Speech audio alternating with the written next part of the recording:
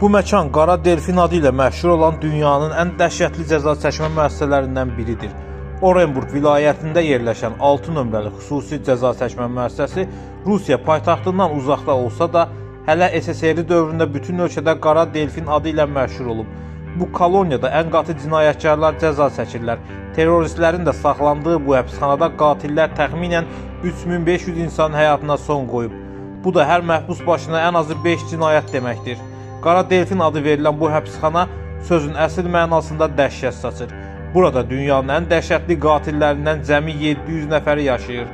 Ən maraqlı məqamlardan biri də həbsxananın adı məhkumlarının özü qoymasıdır. Həbsxananın girişində məhkumlar tərəfindən Qara Delfin inşa edilib. Həbsxanayı da elə buna görə də məhkumlar Qara Delfin adını veriblər.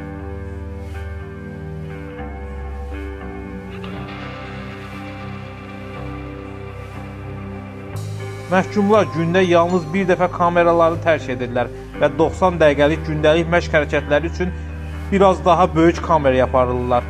Bu dəyişmə əsnasında isə belləri bükük, əlləri yuxarıdan qandallanmış halda ən azı 3 nəzarətçinin nəzarətində getmək məcburiyyətində qalırlar. Əsasən ömürlük azadlıqdan məhrum olunmuşların saxlandığı koloniyada xüsusi qanunlar hökm sürür.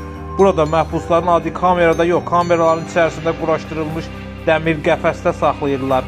Qəfəslərdə əsasən 2, ən yaxşı halda isə 4 nəfər saxlanılır.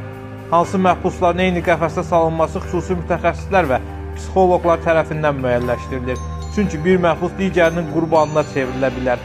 Adam ətinə meyilli olanlar isə qəfəsdə tək saxlayırlar. Məsələn, dostu ilə yeyib içdikdən sonra onu öldürüb ətinin son tikəsinə qədər yeyən Vladimir Nikolayev adlı məhbus artıq neçə illərdir ki, öz qəfəsində insan üzünə həsrətdir. Digər bir məhbus 37 nəfər azyaşlı qızı zorlayıb. Sonra isə onlardan 4-ünü vəhşicəsinə qətlə yetirən Oleg Rılkovda Qara Delfində ömürlük olaraq bir nəfərlik qəfəsdə saxlanılır. 1973-cü ildə anadan olan Vladimir Nikolayev vaxtilə Putinin bundan əvvəlki prezidentliyi dövründə millət vəkili olub. Hazırda Vladimir Nikolayev bu qorxunc həbsxanada saxlanılır. Məşhur Rus mafiyasının üzvü olan sabiq millət vəkili eyni zamanda bələdiyyə sədri də olmuş zəngin iş adamlarından biri idi. Lakin sonradan millət vəkilinin adam yeyən olduğu aşkarlanıb. Qulağa biraz qəribə gəlsə də, həbs edilən deputatın ittiham aktı məhz bu cürdür. Həbsxanada ona nəzarət edən gözətçilər ciddi şəkildə hər kəsin ondan qorxduğunu və onun insanlara bir nahar yeməyi kimi baxdığını deyir. Deputat həbs olunduğu yeni dönəmlərdə ona gətirilən yeməyi yemirmiş. Mənə insan əti gətirin deyə saxlanıldığı kamerada qışqırırmış.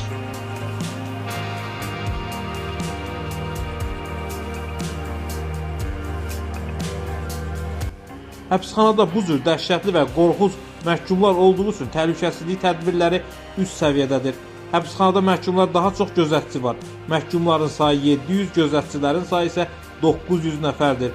Bu gözətçilər illərdir hər 15 dəqiqədən bir məhkumların saxlanıldığı kameralara nəzarət edirlər. 200 ilə yaxın müddət həbsxanadan kimsə qaça bilməyib. Hətta buna cəhdlər belə olmayıb. Ömürlük həbs cəzası alan bu məhkumlardan indiyədək azadlığa çıxanı da olmayıb. Burada dəmir qəfəslər bütün sutqa boyu video müşahidə altında olur. Qəfəsin kiçik pəncərələri yuxarı səmaya baxır. Heç bir məhbus koloniyanın həyətini, ərazisini görmür.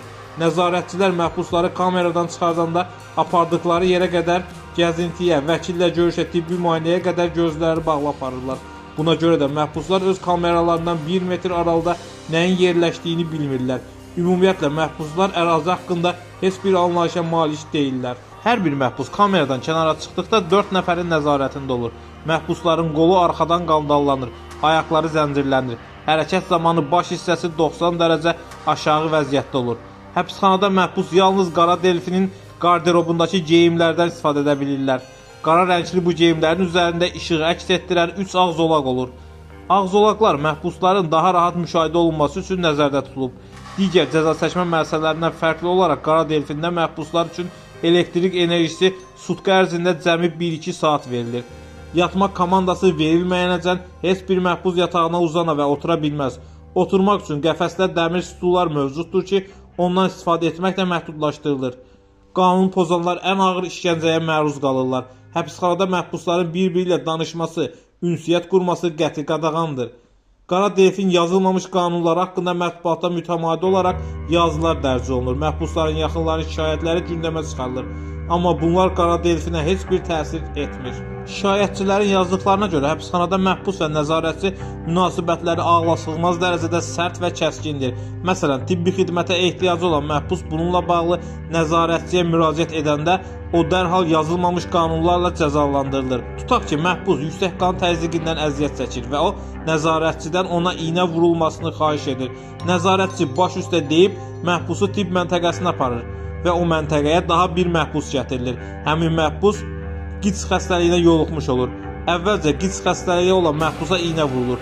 Sonra eyni şprislə qan təzyiqindən əziyyət çəkən məhbusa iynə vururlar və ona xəbərdarlıq edirlər ki, əvvəlki məhbusda QİÇS xəstəliyi var. Məhbus imtina etsə də artıq gec olur. Məhbusların yaxınları şikayətləri təkcə tibb xidməti ilə bağlı olmur. Onlar görüş, ərzaq, təmizlik məsələləri ilə də vəziyyətin acınacaqlı olduğunu yazırlar. Qeyd edək ki, qara delfin 1773-cü ildə 2-ci Yekaterinanın hakimiyyəti dövründə inşa edilib və bu günə kimi də həbsxana kimi fəaliyyət göstərir. Stalin hakimiyyəti illərində isə qara delfin qonaqlarının sayına görə rekord həddə çatıb. NKVD rəhbərliyi həbsxanadan yetərincə səmərəli istifadə ediblər.